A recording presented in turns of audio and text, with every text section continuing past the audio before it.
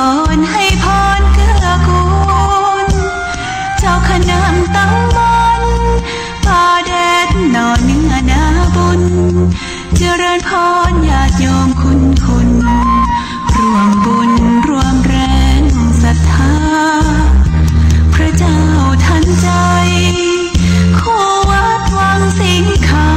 ำบารมีเลิศล้ำญาติโยมเลื่อมใสบูชาครูบาเจ้าศรีวิชัยให้พรมวลมิตรสิทธาพระประจำวันเกิดเสริมดวงชะตาให้อาหารปลาหน้าวัดสุขใจเชิญร่วมบุญสงน้ำพระธาตุน้อมใจอภิวาทขอบุญสุขใจสุขกายไหว้พระขอพร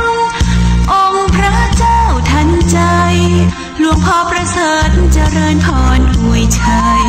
ให้ท่านสุขใจทั่วกัน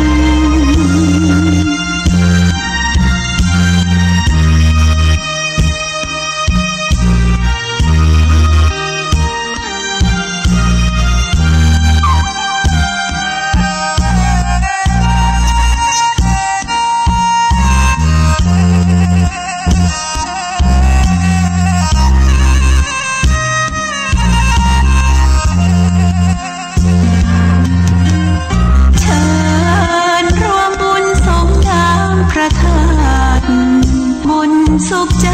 สุขกายไหว้พระขอพรองค์พระเจ้าทันใจหลวงพ่อประเสริฐเจริญพรอวยชัยให้ท่านสุขใจทั่วกัน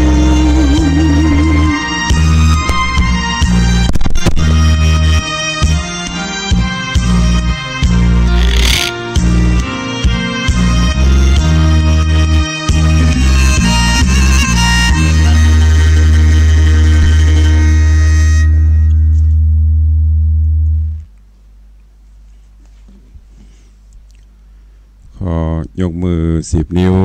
กราบนอบน้อมอย่างพระติรัตนเกี่ยวเจ้าตั้ง3 ประการอันมีพระพุทธพระธรรมพระสงฆ์อันเป็นสรณะที่เปิ่งที่เคารพนับถืออันสูงสุดในชีวิตขอกราบคารวะแตบไตรไหว้สาปุญญาปารมีธรรม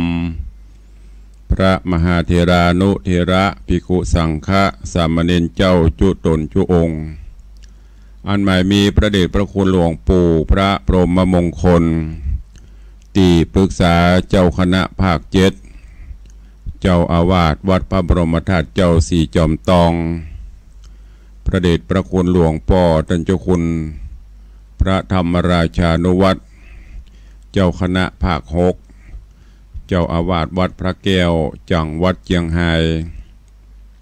พระเดชพระคุณหลวงพ่อท่านเจ้าคุณพระเทพโกศลที่ปรึกษาเจ้าคณะภาค7เจ้าอาวาสวัดศรีโสดาพระอารามหลวงพระเดชพระคุณหลวงพ่อท่านเจ้าคุณพระเทพปริยัติเจ้าคณะจังหวัดเชียงใหม่เจ้าอาวาสวัด7 ยอดพระอารามหลวงอำเภอเมืองเชียงใหม่ตลอดจนพระมหาเถรานุเถระภิกขุสังฆะสามเณรเจ้าจุตนจุองค์ด้วยความเคารพเจริญสุขเจริญปอนปออกไม่ออกศรัทธานาบุญพุทธศาสนิกชนทุกท่านขอน้อมต้อนรับทุกท่านเข้าสู่รายการมรดกธรรมกำเมืองทางสถานีวิทยุวัดไฝ่หินตำบลสุเทพอำเภอเมืองจังหวัดเชียงใหม่สถานีวิทยุวัดหนองกายตำบลสันปะยางอำเภอแม่แตงจังหวัดเชียงใหม่สถานีวิทยุพระพุทธศาสนาจังหวัดเชียงรายและวิทยุชุมชนเสียงตามสายห่อกระจายข่าวตามวัดตามวาตามหมู่บ้านต่างๆและเจริญปอนญาติโยมติดตามรับฟังต่างวิทยุออนไลน์ต่างโทรศัพท์ ตลอดจนต่างเว็บไซต์ต่างๆที่กำลังถ่ายทอดไปทั่วโลกรายการนี้ดำเนินโดยอาตมาภาพพระครูวิสิตศรีลาภรณ์เจ้าคณะตำบลป่าแดดเจ้าอาวาสวัดวังสิงคำตำบลป่าแดดอำเภอเมืองจังหวัดเชียงใหม่เป็นผู้ดำเนินรายการ ก็มาพบมาปะกันเป็นประจำถึงวันยามเจ้าก็6 โมงปลายถึง7 โมงถ้าต่างเชียงไฮ้ก็ปะกันยามค่ำยามคืนต่างสถานีวิทยุวัดพระแก้วขอบคุณกับญาติธรรมญาติโยมทุกท่านที่ได้ติดตามรายการมาโดยตลอดปะกันวันนี้ยามเจ้าเงียนพอท้องฟ้าก็มีเมฆฟ้าครึ้มอยู่อากาศก็เย็นสบายแต่ยามควายก็อาจจะร้อนก็เป็นเช่นนี้ถึงวันนะแล้วก็เป็นช่วงที่ออกพรรษาแล้วก็จะเข้าสู่ฤดูหนาวเดือนเกี่ยงดับเดือน2ก็จะออกเดือน2เดือน3เดือน4อันนี้ก็จะเข้าสู่หน้าหนาวแต่จะหนาวกาจะร้อนกาอันนั้นก็เป็นเรื่องของธรรมชาติบางปีก็หนาวเน็บบางปีก็หมอกพอหายพอดีแล้วแต่สภาพอากาศ วันนี้ก็ขอให้เป็นวันแห่งความสุขของทุกท่านเนอะอยู่บ้านอยู่จองก็อาจจะทำงานอดิเรกตับแตบเพียวหั่นปัดนี่เพราะว่าเป็นวันหยุดวันนี้อาจจะหยุดอยู่บ้านอยู่จองเพราะว่าช่วงทำงานก็4-5 วันวันนี้ได้พักได้ผ่อนก็ขอให้เป็นวันแห่งความสุขของทุกท่านเข้ามาสู่ในเรื่องของพระธรรมเทศนาที่ได้น้อมนำมาเทศนาให้ท่านทั้งหลายได้รับฟังเรื่องรัตนมณีกุมารมดส้มก็ผ่านพ้นไป 3-4 ตอนวันนี้ก็มาฟังกันต่อจากในตอนก่อนที่จะได้เทศนาต่อไปนั่นก็ขอเอาเรื่องราวในตอนที่แล้วมาอู้จ่าให้ทุกท่านได้รับทราบพอสังเขปเพื่อที่จะได้ฟังเรื่องราวให้ปฏิปต่อกันในตอนที่แล้วมาถึงที่โพธิสัตว์เจ้ารัตนมณีหลังจากที่ได้ไปช่วยมดส้มหรือมดแดงแป่งหางโดยความอินดูหันมดช่วยกันแป่งหาง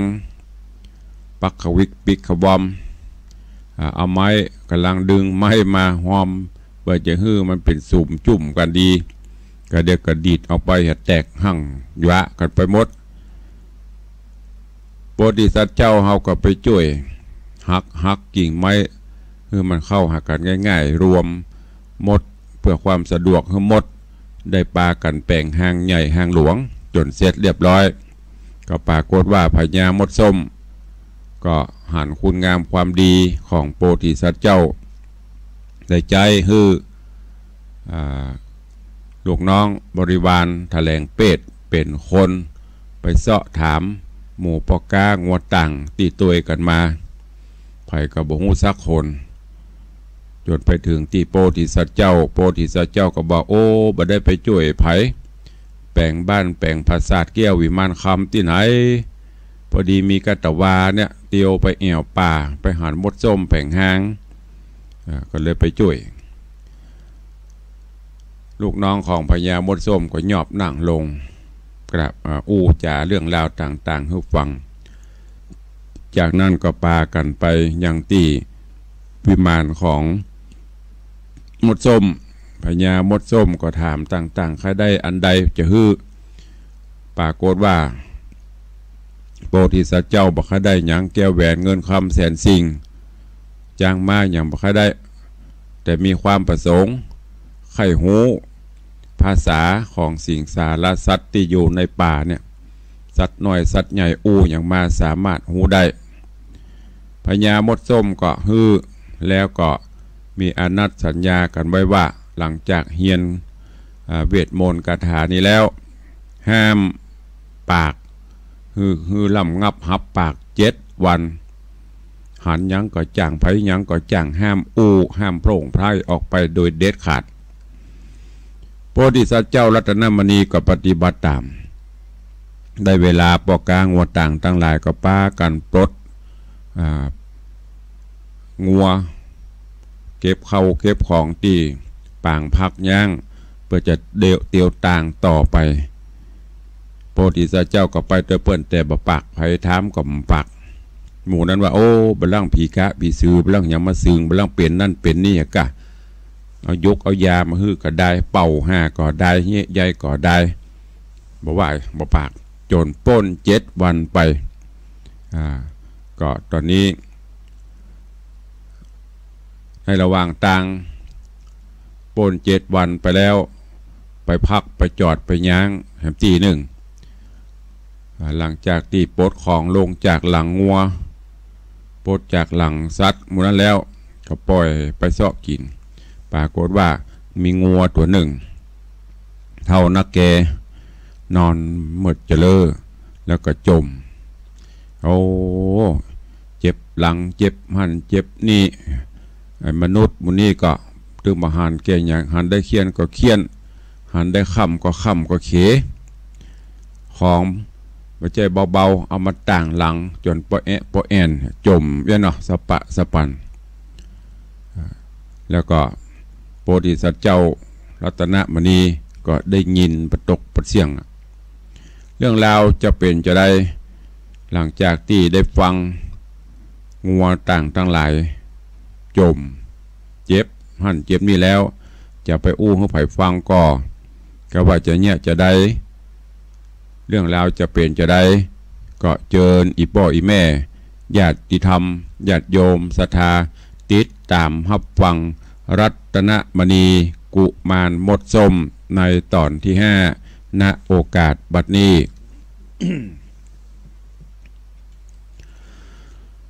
นะโมตัสสะภะคะวะโตอะระหะโต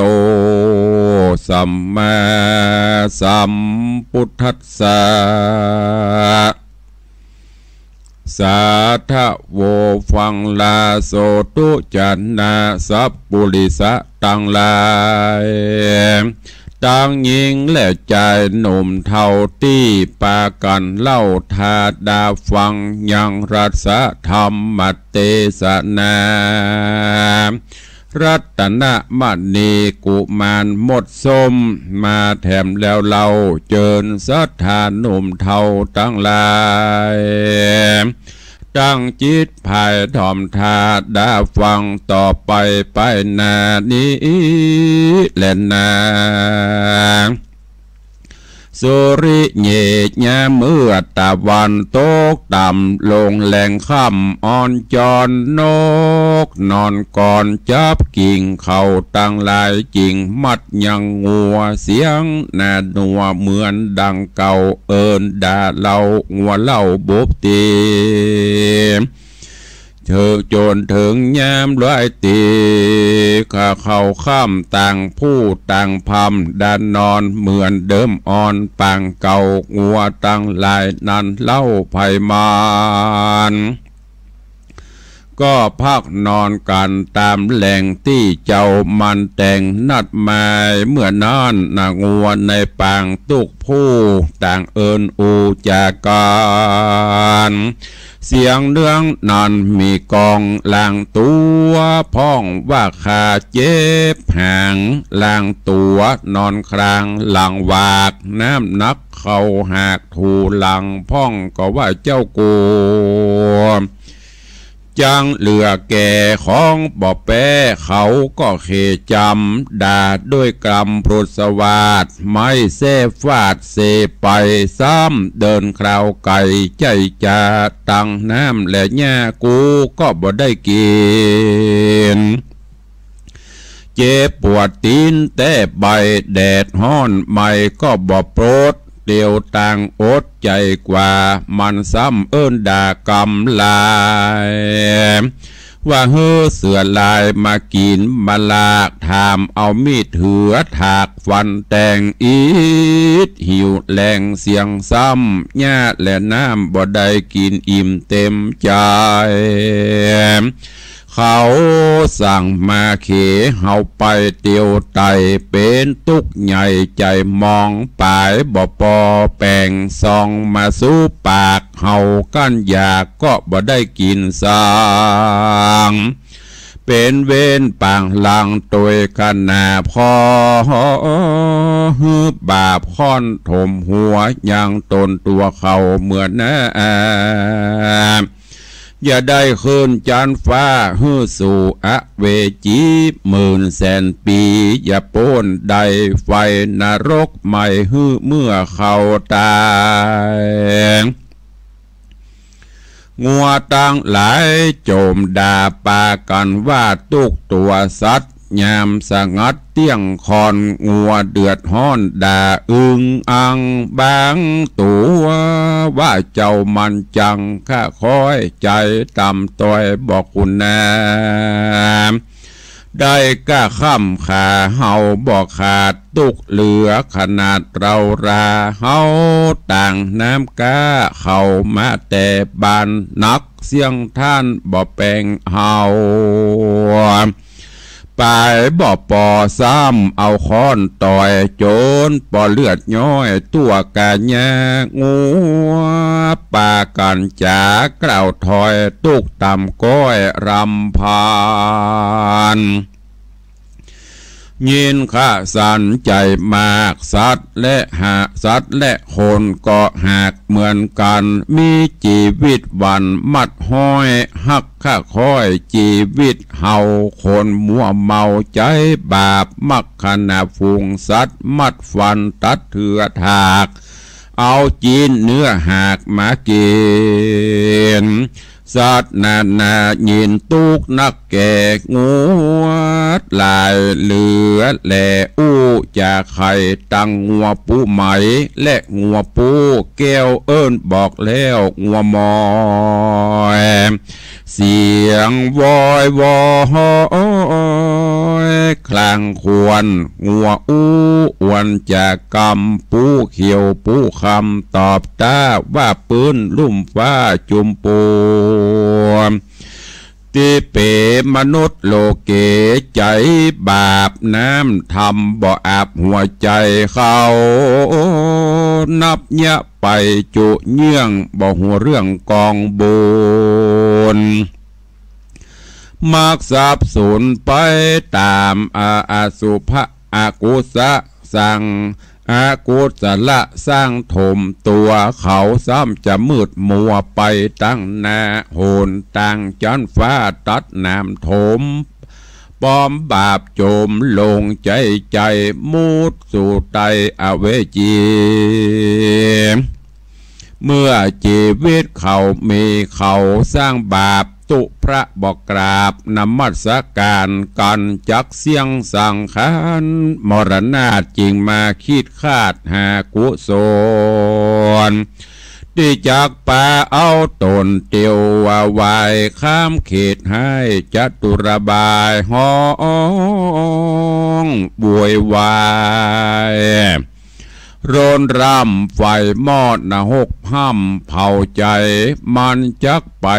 ที่ไหนลุรอดตายแล้วก็จอดอเวจีและต้านเฮเต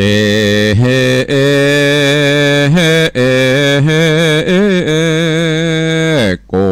นาอันว่างอัวตั้งลายใหญ่น้อยจากกล่าวถอยตามภาษาสัตว์ยามเดิกสงัดว่าเวียงรัตนมณีเจ้าได้เงียงหูฟัง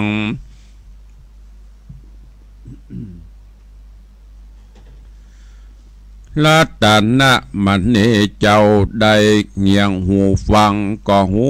ยังกู้สิ่งเจ้าจอมมิงสะดุ้งกลัว เพราะว่างัวต่างหลายแจ้งด่าปลายบ่ปอซ้ำว่าขอดกำตีตัวต่ำหลายจาดรัตนมณีน้อยนาดก็ยินกลัวเจ้ามีตนตัวสายสันกลัวบาปนั่นตัวไตตัวจอมเจ้าบ่ยอมจ่าเสียงฟูเต้าดักอยู่แต่ในใจจนสุริยะแสงใสแจงส่องฟ้าฟูงหมูปอกางัวลายการกินเข้าง่ายอิ่มแล้วก็กลากลัดแก้วไล่งัวไปเข้าสู่ดงไพรไต่เต่าส่วนโปธิสัตว์เจ้ารัตนมณีเจ้าก็บอดเก้าก็บอดตีบอดดาปล่อยงัวลาตามใจก็อ่อยจะขาเอิญอูเหมือนดังงัวหูภาษาซองสู่ปากนั่นนะเจ้าก็เอาออกจากปากบอกงัวแปงฮือยื้อสะแหวงกินตามอยากสองข้างฝากตังเตียวยอดแย่ยื้อสายตามมักไฟใจไม่เตียวมักกันใหญ่มาตลอดจนบรรลุจอดถึงทองเมืองจักข่ายของห้องเขตห้องรามวัติเตต้องคนลายงัวเป็นสายเตี้ยวไต่ถอยพังล่างใหญ่น้อยห่วมนันเนืองฝูงเจ้าเมืองจุดาวตังก็หูข่าวปณิจาปา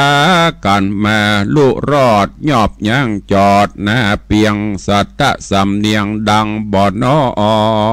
ยปอกา500แต่งแปลงปางตี้กลางหน้าเปียงย่างอยู่พ่องก็เข้าสู่ซื้อเอาเกลือพ่องก็เอาเมือบ่ได้เลงพอพ่องก็มาซื้อหอกเอาปลา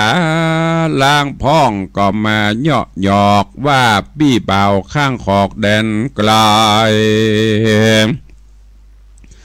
ตูข้ามีน้ำใจมาฮับตอนวางใดป่าเน่ากับใจอ่อนสักตัวหยอกกันนัวเล่นม่วนบ่าวสาวล้วนนั้นเนืองพ่องก็ว่าปี้เมืองกะพ่องก็ว่าปี้เมืองไกลเฮ้ยเจ้าบ่าวขาน้องหูข่าวเมืองไกลเป็นตี้ไข่เป็นตี้ใครไปตัวพอเปิ้นว่าม่วนแต่นอเต็มตี้ตูข้ามีใจใครเต้าปี้เป็นเจ้าจักปันไปกาส่วนปานิจาปอกาลายมากนาได้ฟังก็แควะจะนั่งตานต่อก็ไขว่าจะนั่งตานตอบเก่าประกอบโดยมุสา เป็นกรรมญาตันตอบว่าข้าปี้เบาเจ้าปาลาบ่สมกับอนุจาน้องเนาตัวกรรมเศร้าดำกาบ่งามหน้าตาสักเผาเหมือนวอกเท่าหลังโคตรตัวบ่มดบ่ปลอดก็เพราะกับยอดสุภาพันธ์เขาเอิ้นหยอกกันสะเศร้าตั้งสาวเบาไอเมืองไกลกูนเกยกันไปหันนาทลาบนับได้ว่า6 วันได้เกลือและป่าก็ขายแล้วเราจักได้ปอกเต้าคืนสู่ป่าลามีนายร้อยปานิจาเป็นเก้าจริงบอกเราแก่ลูกน้องไผ่มานแถม2 วันจากปีกปอกบานไผ่ใครคิดอ่านใดครัวสั่งเปิ้นขายยังเมืองนี้ถูกซื้อแล้วผูกติดหลังหัวไป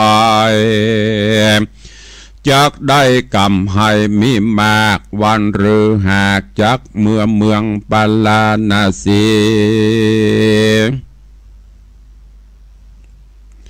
เขาก็ไขบาตีตานฟู่บอกฮื้อหมู่ไผ่มันแล้วเขาก็เอากันเข้าไปยังกาดซื้อครัวตามมุ่งมาใจโจ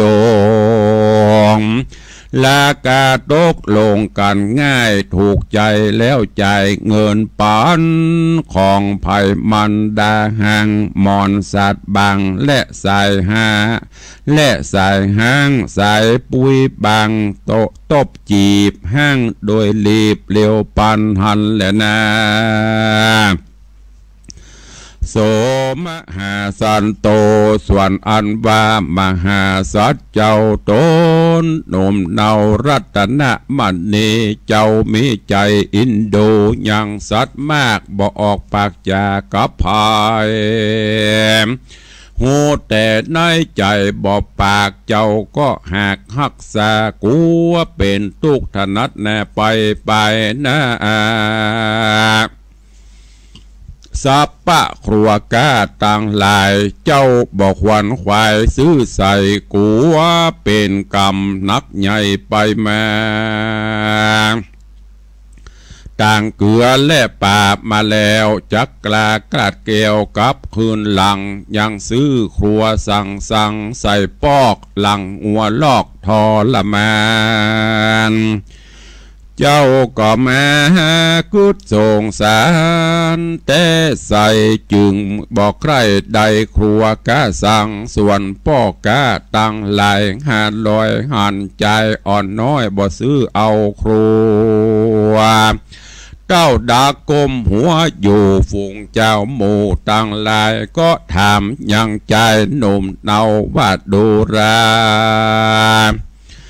เจ้ารัตนะมณีเจ้าจักลีลาคืนไว้นาอันว่าครัวกะมึงสั่งบ่ซื้อหาโอสักกีสั่งตูมากูเยื่องเฮือเมืองซื้อเครื่องครัวไปมึงสั่งบ่สอดใจสอดลาบันพูกจากไว้นาขึ้นเมืองแล้วแหละนาว่าอ่าน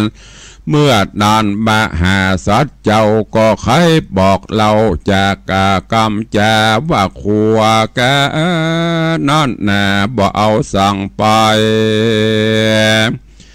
สักอย่างเพราะหัวต่างบางพ่องก็เจ็บขา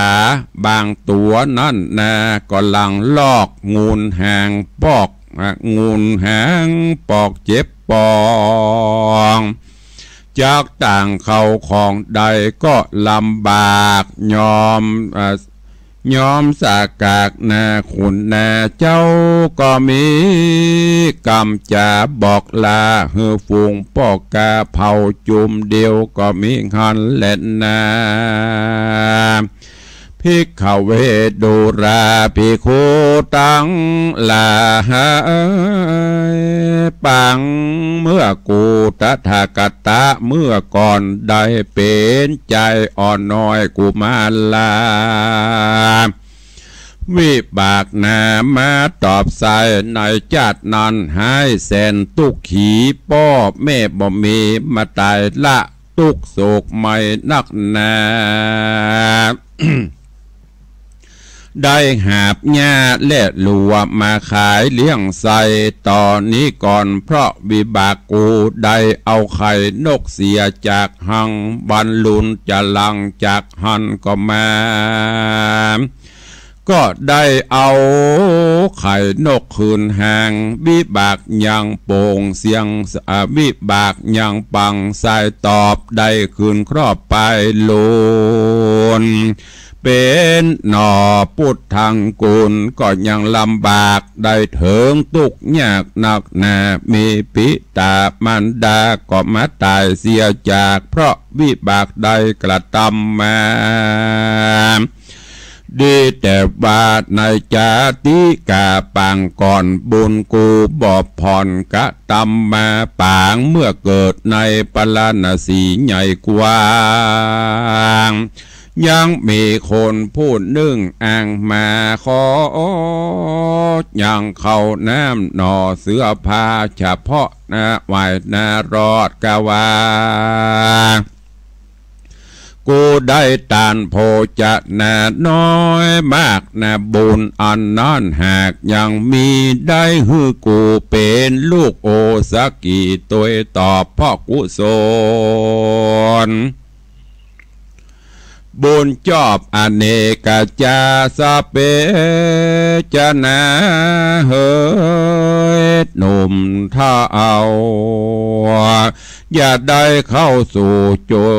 ช่วยโมหะมานะทิฏฐิวิจิกิจฉาหือหลีกเว้นศีลตั้งห้าเส้นหือมีไว้กับอัตตาพุทโธธัมโมสังโฆนันนะเป็นตีเปิ้งไปใจเตี้ยงจักได้รอดพระนิพพานอันหนึ่งเฮือมีใจเมตตาหักมากสัตว์และคนก็หากเหมือนกันชีวิตไผ่มันย่อมไฟหอยหักคาอาขอแห่งอินทรีย์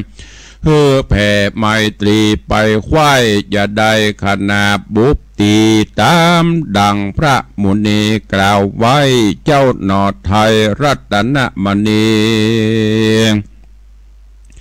แผ่ไมตรีไปควายสัตว์ตัวน้อยใหญ่ตั้งลายเจ้าก็เลยบ่เอาของขายขัวกาต่างหลังหัวพระนอนลาสักตัวเล่นน้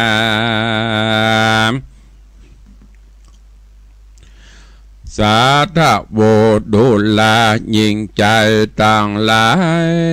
หนุ่มเท่ามีศรัทธาเก้าเป็นประธานมีใจบานโจมจืนปีติตื่นยินดีเกิดห้ามสั่งต่างช่วยบานนั่งฟังอยู่พร้อมตั้งแน่ดาฟังลำดับธรรมยังมาถึงก็เกิงคอนปางเมื่อป้อกาตั้งลายน้อยใหญ่น้อยตั้ง500ปัญจาการว่าสุริญญาแต่งลุงสายฟ้าปุ้งไหลตีก็เอากันลีลาคืนปอกปากันออกจากเมืองลำมวตีเขามีใจยินดีโจมจืนโจมมากเสียงพังลางหันดังเนืองนันโกมเกี่ยวกันดังมีกองนั้นตัวต้องปารางัวนายรอยนั้นน่ะเป็นหัวหน้ามันขี่มาก่อนน้ำต่างเข้าดงขวางกลางเถื่อนขบวนงัวต่างเลื่อนเตียวไปข้ามตีไหนก็ย่างหันกันแจ้งรุ่งนันไต่เตียวไปเข้าสู่ดงไพรป่าใหญ่ดาวด่านไม้ไพรนาหันโมรุกขากิ่งก้อมอวมอ่อนน้อมไกวใบไม้ในไพรมีหลายสำต้นสูงต่ำใหญ่ตามดงไพรหลายหลากเต็มทุกภาคในไพรโซนปอกกา500 คนเตียวไตตามป่าไม้มะกาตางโพดโดงขวางเถื่อนทองโจรมาลอดห้องปลานาสีเขามีใจดีแต่เล่าฝูงลูกเต่าและเมียแปง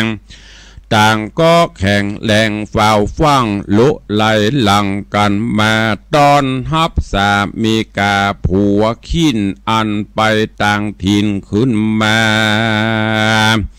แผ่วเก้งหาเหือนอยู่จะปากฟู่กันหนัวมัดยังงัวไว้ในแหล่งก็มีหันและนาตาโตโห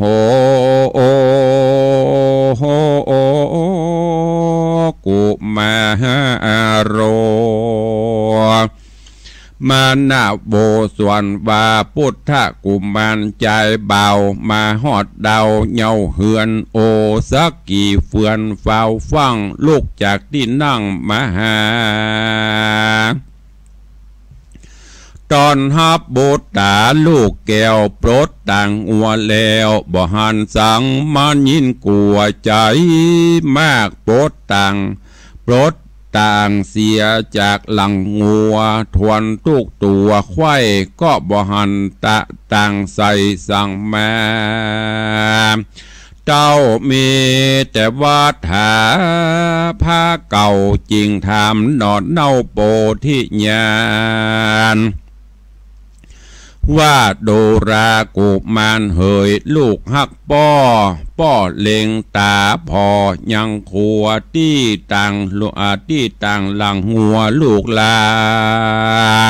สัง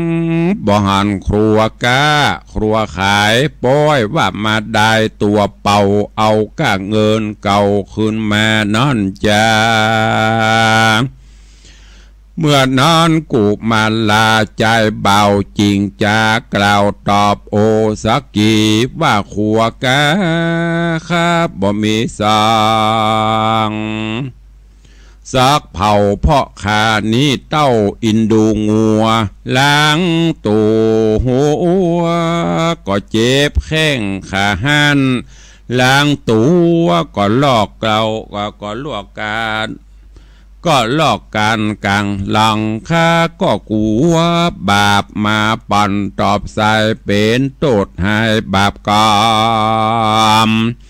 เพราะมันพิษศีลธรรมพระเจ้าข้าลูกเต่าเลยบ่เอาครัวก้าสั่งมาและปอเฮยเมื่อนั้นโอสักกีก็เกียดแปลงหน้าส้มเสียดจังกังเงี่ยหูดังเงี่ยหูบังดังใหญ่โตสะไม่ไฟโลน จางโงนปากกาว่าดูลาใจกำพระรัตนมณีกูก็กึดดีฮือมึงแต่เราเงินคำบ่มีสักเผากูก็จวนมึงไปหายังสะหายกูนั่นแน่ผู้ใจง่ายมักโยกใจเงินใจปั่นมา800นั่นแน่กล้ามากกูก็หากเอาซื้อยังงัวพร้อมตั้งครัวเครื่องกาฮือมึงตั้งแน่ไปขายหวังกินน้ำไปกำให้ออกบัดนี้มึงปอกคืนหลัง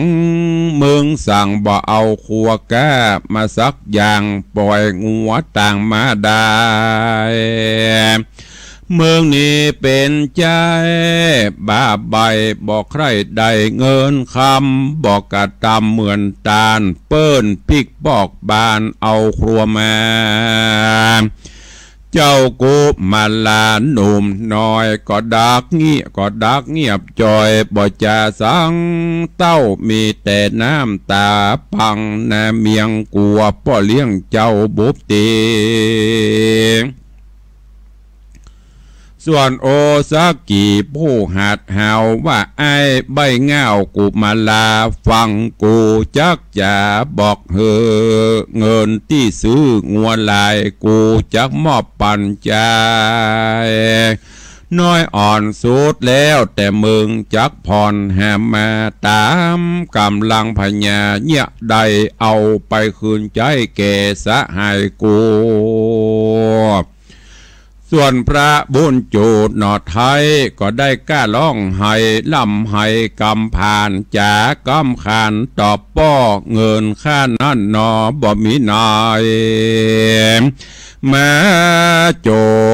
รหัวใจขาดแต่เราขอป้อเป็นเจ้าก้อยคุณนาแดเตอะมหาสัตโตส่วนว่ามหาสัจเจ้าก็มีความโศกเศร้าโศกาโจรพระสุริญญาลงคำตาวันตกต่ำลับดอย รับด้อยลงเจ้าก็บ่จงเกียดยอขืนตอบต่อโอสกีจนตาบันลีลาลงมืดคำเจ้าก็มายินกืดฝืดตันใจว่าจะไปเอาเงินที่ไหนมาใส่ฮือป้อเสียวไอหัวเวียงนั้นจะบ่มีภัยคนใดนา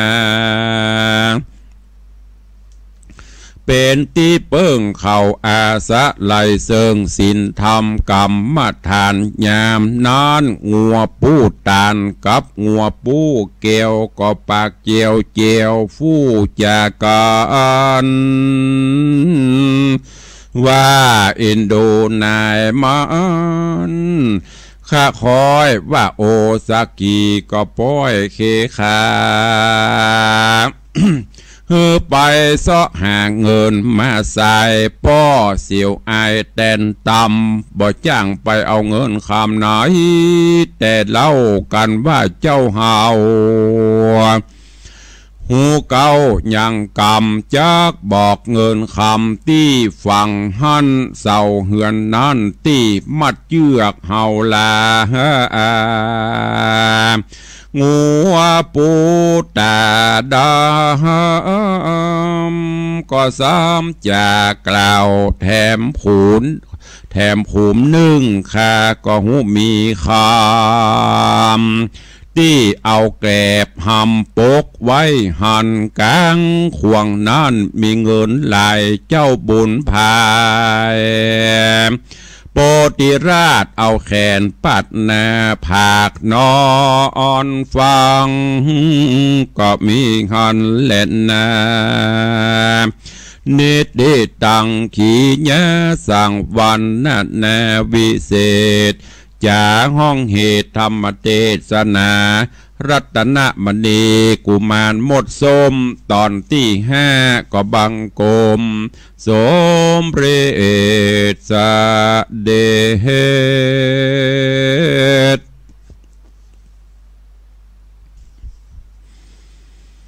วันนี้ก็ได้ฟังธรรมเทศนากุมารหมดส้ม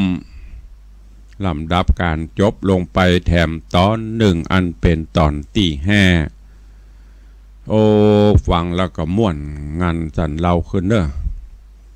การที่โพธิสัตว์เจ้าได้หูภาษาสัตว์ตามที่พญามดส้มได้ให้ได้สอนฮือแล้วก็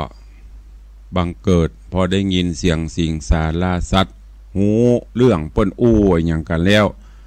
มันก็ได้จะม่วนใจเนาะบัดถ้าว่าสัตว์ญาติโยมทั้งหลายคนเฮานี่ก็เหมือนกันถ้าฟังหูเรื่องกรรมกันหมดก็ถ้าจะม่วนสังเกตพอพี่น้องชาวต่างชาติต่างประเทศฝรั่งบางค่าเปิ้นมาแอวมาเยือนบ้านเฮาเนี่ยเฮาฟังเปิ้นก็บ่ฮู้เรื่องเปิ้นฟังเฮาก็บ่ฮู้เรื่องมีแก้พอแน่กันหมดมันมาถ้าฟังกันหูเรื่องนี้ถ้าจะม่วนนะเปิ้นทำเฮาทำเปิ้นเหมือนดังโพธิสัตว์เจ้ารัตนมณีเนี่ยหูภาษางัวภาษาควาภาษาสัตว์พอละงัวจมอย่างต่างๆหูมดแล้วก็อินดูงัวบะบบะตีไปขายครัวมดเปิ้นปีกมาเปิ้นซื้อของตั้งปูนต่างปีกมาเห็นงัวเจ็บตึงขึ้นตึงหล่องไปก่อนนักมาก่อนนักก็บนก็จมปรากฏว่ารัตนมณีได้ยินได้หูมดก็เลยปีกมาบัดซื้ออย่างสักอย่างมากากกวยเป่ากับผ้าเก่าที่เอาไปนุ่งอีดูงัวปีกมาแผ่บ้านปรากฏว่าป่อเศรษฐีโอซากิจมเดือดด่าถ้าเป็นเฮาเนี่ยก็มึงอย่ามาเห่ามึงอย่ามาซึ้งตึงนี่เนาะกูอุตส่าห์ไปยืมสตางค์เปิ้นมาไปซื้อครัวซื้องัวซื้ออย่างเฮือไปขายหวังจะได้กำหงกำไห้กับพระเจ้าไปไหนเฮือเมืองอย่างเนาะจะจมโพธิสัตว์เจ้าก็บัดตอบบัดโตไปยังนั่งเศร้านั่งเหงาให้โอ้พอจมเรียบร้อยแล้วก็จำปัตเตอร์เนอร์มึงไปเสาะสตางค์ที่ยืมของเปิ้นมา500นะจะหาโดยวิธีใดก็ได้แล้วเอาไปคืนเฮือเปิ้นเนอร์สหายเสี่ยวที่ยืมเปิ้นมา ได้ยินกำลิเสริมยิงปดต่อกตีบใจตันจะไปเสาะที่ไหนมาฮือญาติโยมทั้งหลายโดยปุญญาปาลมีเนี่ยผู้มีบุญโปรดสัตว์เป็นกุลโปรดคนเป็นโตดโปรดสัตว์ช่วยเหลือไปแล้วก็โดยบุญญาปาลมีที่รักษาสัจจะวาจาไว้มั่นตอนนี้งัวได้ยินโพธิสัตว์เจ้าพร่ำลำพันก็เกิดความสงสารเกิดความอินดูก็เลยบอกว่าเนาะไปเดียวใครคือปนหูเนาะเนี่ยว่าคำมิติหั่นเงินมิติหั่นเนี่ยเสาเฮือนน่ะเป็นคำตลอดจนปุ่นตีกลางควงจะมีเงินมีคำฝังไว้ตอนนี้โพธิสัตว์เจ้าก็นอนฟังเรื่องราวจะเป็นจะได้คำได้เงินกับเนี่ยก็ก้อยติดตามทอมท่าดาฟังไปในวันต่อไปเนอะใครบ่ได้ฟังก็นี่ก็บ่ม่วนเนอะจะเหงาถ้าขาดตอนไปหมู่เรื่องเนอะเปิ้นจะได้เงินได้คำนะเนี่ยเฮาฮู้อย่างสปะกระดิ่งอย่างที่อูตะเกียถ้าเฮาฮู้ภาษาฝรั่งมังคาเจ้าต่างพี่น้องเจ้าต่างประเทศก็ม่วนนะ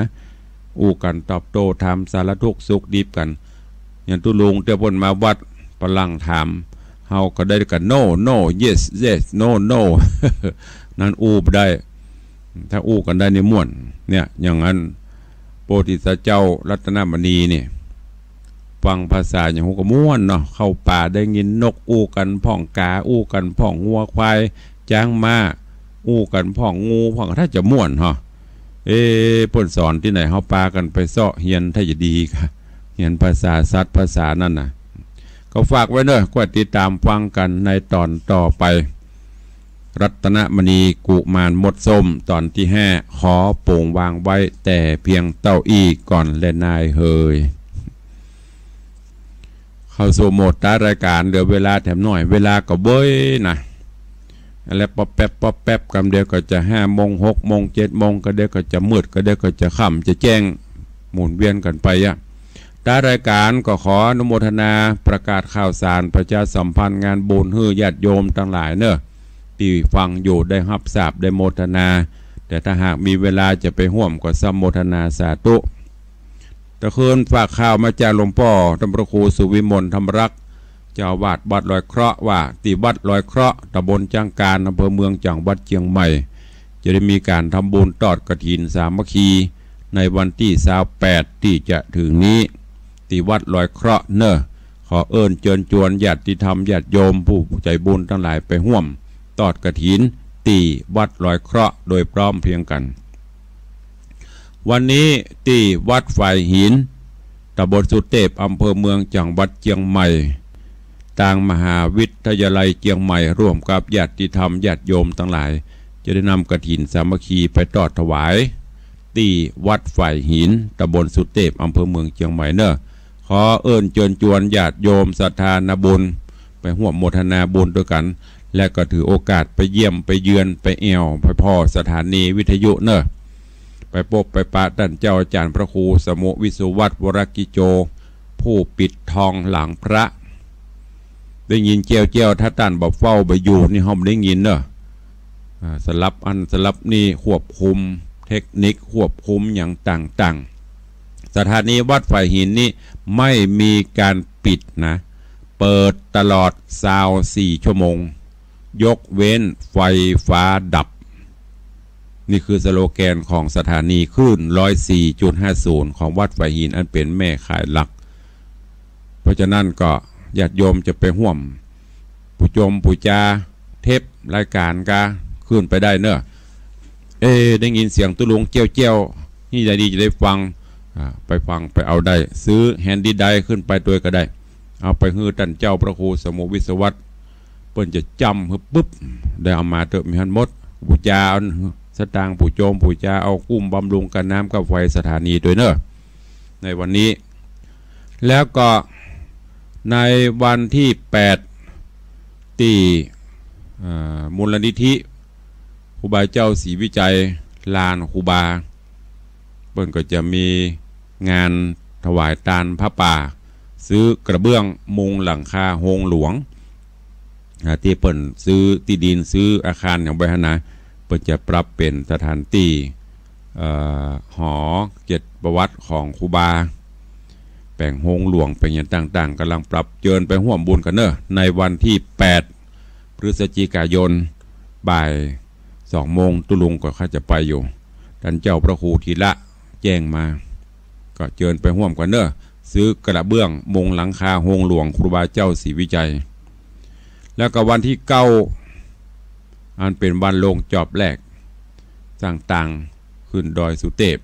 ก็จะมีงานทำบุญที่ลานครูบาก็เชิญญาติโยมทั้งหลายไปร่วมกันเนอะ8 9ที่ลานครูบาวันอาทิตย์ที่4พฤศจิกายนขอเชิญเจริญปอนญาติธรรมแฟนรายการที่ได้ฟังผู้ฟังทุกท่านเนอะร่วมบุญกุศลตอดกระถินสามัคคีในเมตตาปรมีของท่านเจ้าอาจารย์วารินบัววิรเลิศ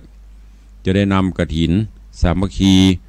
ร่วมกับคณะศิษยานุศิษย์ของเปิ้นตอดถวายที่วัดวังสิงคำเนอะวัดวังสิงคำวันอาทิตย์ที่4ตามที่ตุลุงได้เชิญชวนญาติโยมร่วมโมทนาบุญกฐินสมทบกล่องละ299 บาทกล่องละ299 บาทเนอะท่านใดมีเจตนาศรัทธาจะร่วมก็เชิญตามที่วันก่อนได้แจ้งเลื่อนไปตอนนี้ก็ปิกเข้ามาตามเดิมตามกำหนดการเดิมทุกประการเนอะขอบคุณกับญาติโยมศรัทธาที่ได้ร่วมโมทนาบุญมาเรื่อยๆวันเสาร์วันอาทิตย์ก็มีโยมมาเยี่ยมมาเยือนมาทำบุญศูนย์ตาลก็ขอขอบคุณมาณโอกาสนี้ตัวเองแต่รายการเหลือเวลาแถมหน่อยใครจะแจ้งผลการรับฟังเข้ามาเจิญเนอะ0817836540แล้วก็ขอขอบคุณกับพี่นานจรัญปิยะจันทร์พี่นานล่าเปิ้นก็จะมาห่วมบุญกุศลอาจจะเป็นก่อนงานกฐินพี่นานเปิ้นจะแปลงสายไฟแปลงหลอดไฟออกมาก็ดีเนอะโมทนาสาธุเดียวนี่ตุลุงแปลงซุ้มโกมก็เอาหลอดไฟเนี่ยคือช่างไฟที่บ้านเนี่ยแปลงเป็นเส้นยาวเหมือนกันแปลงเป็นเส้นหนึ่งก็ประมาณ20 กว่าเม็ดพ่อง10 กว่าเม็ดพ่องใส่หลอดไฟแล้วก็จะให้โยมเอาโกมเข้าไปซุบตั้งแต่ประเดี๋ยวเนี้ยแปลงไปตะวาก็เริ่มแปลงมาละปะไปจนแผ่วเดือนนี้เป็นที่สิ้นสุดเนอะก็ขอบคุณอนุโมทนาบุญทุกท่านตัวที่ร่วมกันมาใครจะมาผู้โจมผู้จ้าโกมตัวก็ได้ช่วงหลังๆก็รู้สึกจะเงียบเหงาเนาะบ่ค่อยมีใครโทรบ่ค่อยมีใครแจ้งผลการรับฟังเข้ามาเพราะตุลุงก็บางเตื้อก็เหน็ดเหนื่อย2-3 เจ้าช่วงเข้าภาษาก็จะเป็นเทปรายการแตนญาติโยมก็ถ้าจะอิ่มจะนายจะก่ายย้ายไปทางอื่นพ่องบุหุวันนี้2-3 วันนี้ก็ปิกมาเหมือนเดิมโยมจะตัวยบัดตัวยเพราะเนอะถ้าได้ไปแล้วมันจะหายเจริญปอนแม่จันดี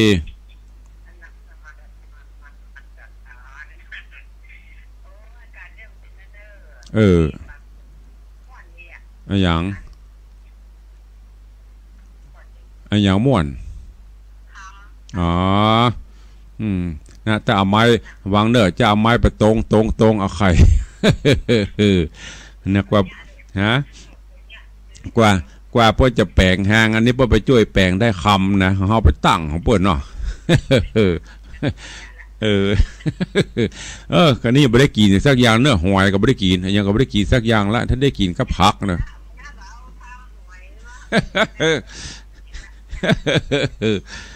ขอบคุณนะแม่เนอะสาธุวันได้หมูจะขึ้นปะเหนือได้โทรหาเนอะเจริญปอนเนอะขอบคุณกับโยมแม่จันดีวิสุทธินันท์ได้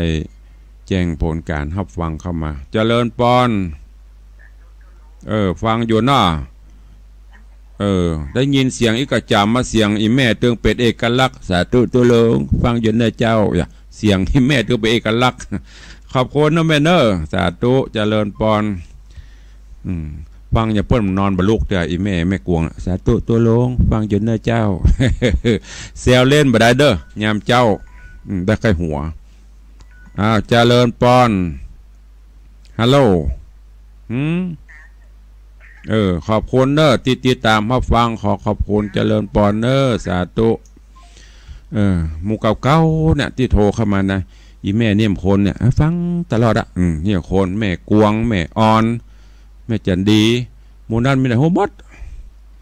ตั้งโดยเฉพาะที่ฟังจากคลื่นหนองกายนี่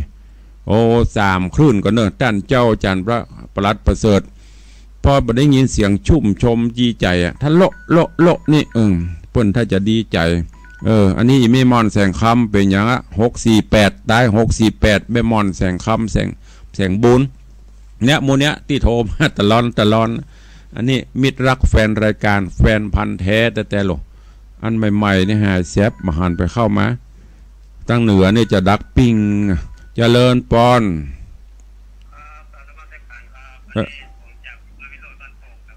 เนี่ยโมเก่าๆเนี่ยดึงจำเสียงได้หมดแล้วเนี่ยขับโคนนักเนอะวันพูวันเฮอเตรียมเดิมพันนักกันทำเนอะครับผมฮะ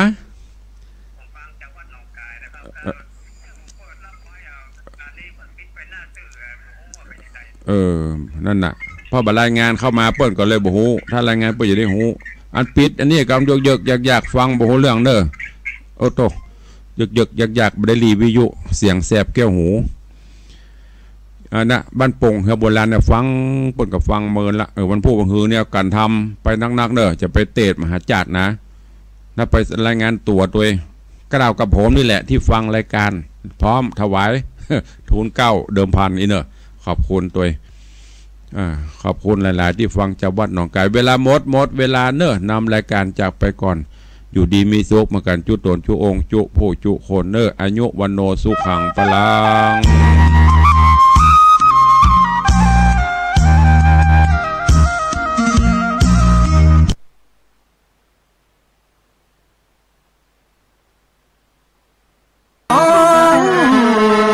ได้น้อมเอานำทำคำสอนของพระชินวร